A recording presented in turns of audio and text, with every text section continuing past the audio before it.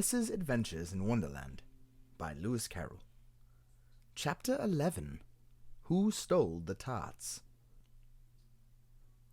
The King and Queen of Hearts were seated on their throne when they arrived, with a great crowd assembled about them, all sorts of little birds and beasts, as well as the whole pack of cards.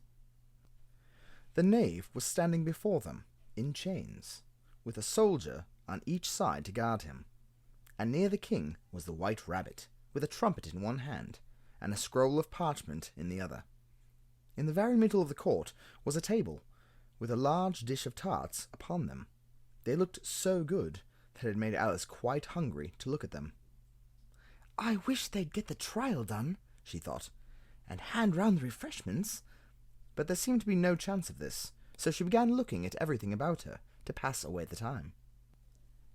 Alice had never been in a court of justice before, but she had read about them in books, and she was quite pleased to find that she knew the name of nearly everything there. "That's the judge," she said to herself, "because of his great wig."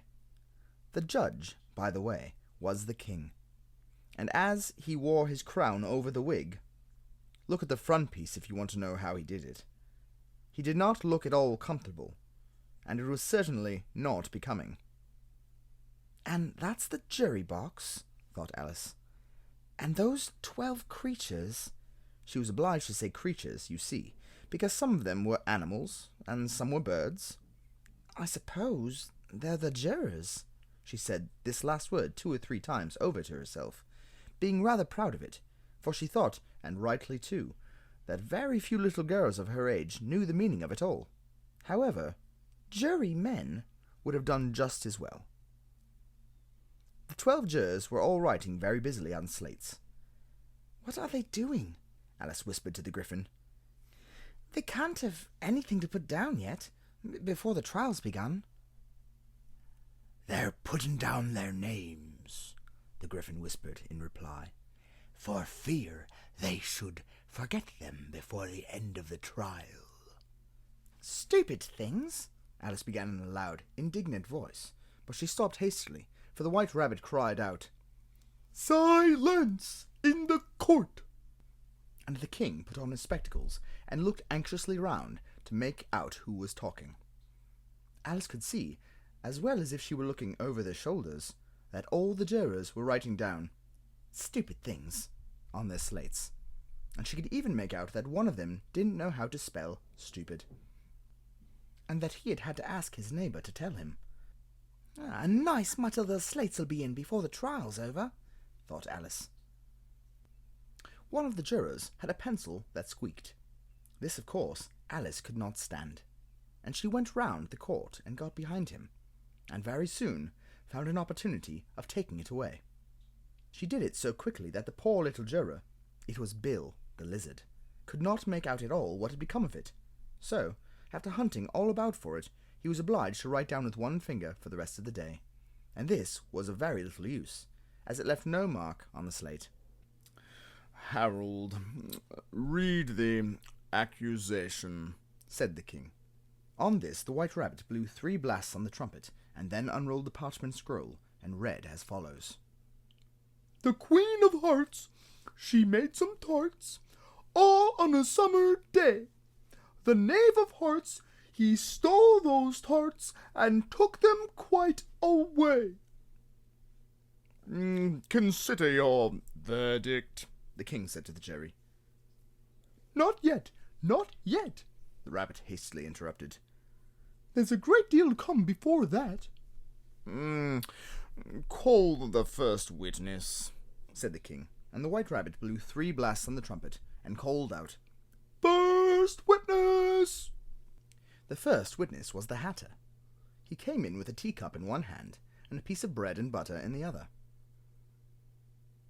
"I beg your pardon, your majesty," he began, "for bringing these in, but I hadn't quite finished my tea when I was sent for." "You ought to have finished," said the king. "When did you, begin?" The Hatter looked at the March Hare, who had followed him into the court, arm in arm with the Dormouse. 14th of March, I think it was, he said. 15th, said the March Hare. 16th, added the Dormouse. Write that down, the king said to the jury, and the jury eagerly wrote down all 3 dates on their slates, and then added them up, and reduced the answers to shillings and a pence. Take off your hat, the king said to the Hatter. It isn't mine, said the Hatter. Stolen, the king exclaimed, turning to the jury, who instantly made a memorandum of the fact. I keep them to sell, the Hatter added as an explanation. I've none of my own. I'm a Hatter.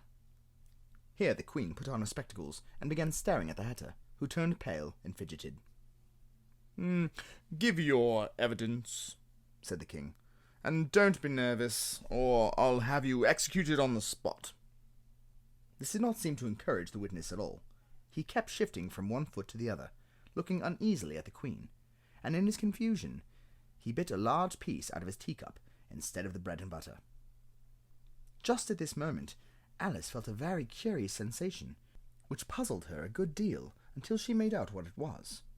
She was beginning to grow larger again, and she thought at first she would get up and leave the court, but on second thoughts she decided to remain where she was for as long as there was room for her. I wish you wouldn't squeeze so, said the Dormouse, who was sitting next to her. I can hardly breathe. I can't help it, said Alice very meekly. I'm growing. You've no right to grow here, said the Dormouse. Don't talk nonsense, said Alice more boldly. You know you're growing too. Yes, but I grow at a reasonable pace, said the Dormouse. not in that ridiculous fashion. And he got up very sulkily and crossed over to the other side of the court. All this time the Queen had never left off staring at the Hatter, and, just as the Dormouse crossed the court, she said to one of the officers of the court, Bring me the list of the singers in the last concert. On which the wretched Hatter trembled so that he shook both his shoes off. Give your evidence, the king repeated angrily, or I'll have you executed, whether you're nervous or not. I'm a poor man, your majesty, the Hatter began in a trembling voice, and I hadn't begun my tea. Not above a week or so. And what with the bread and butter getting so thin, and the twinkling of the tea... The twinkling of what? Said the king. It began with the tea, the Hatter replied. Of course twinkling begins with a T, said the king sharply. Do you take me for a dunce? Go on. I'm a poor man, the Hatter went on, and most things twinkled after that. Only the March Hare said... I didn't, the March Hare interrupted in a great hurry. You did, said the Hatter. I deny it, said the March Hare.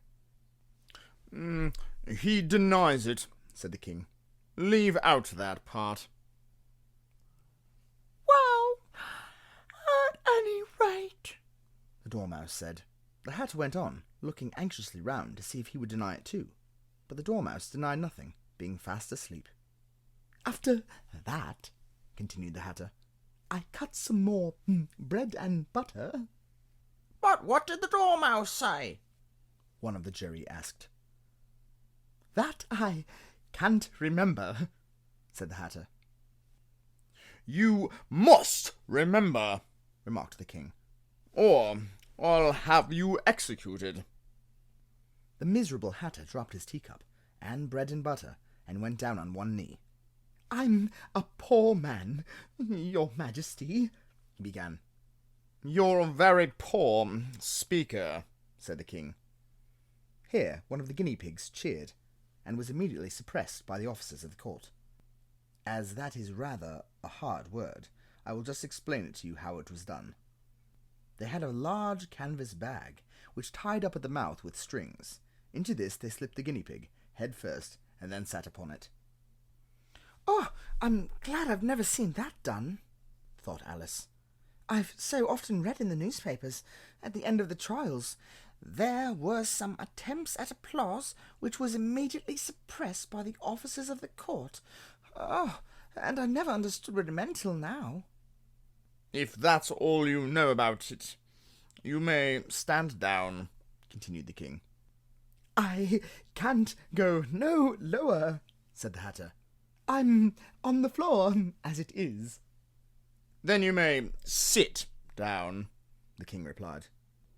Here the other guinea pig cheered, and was suppressed. Come, that finished the guinea pigs, thought Alice. Now we shall get on better.